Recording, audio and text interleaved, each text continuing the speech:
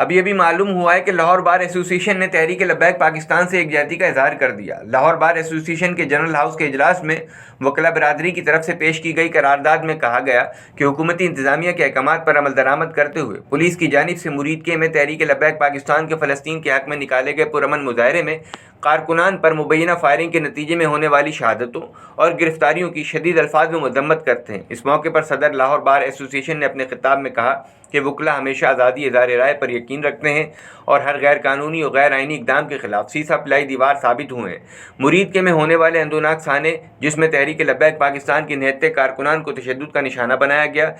FIR کا اندراج کیا جانا انتہائی افسوسناک ہے۔ ہم مطالبہ کرتے ہیں گرفتار کارکنان کے خلاف جھوٹی FIR فی الفور خارج کرتے ہوئے انہیں رہا کیا جائے۔ جو لاہور بار ایسوسی ایشن ہے، انہوں نے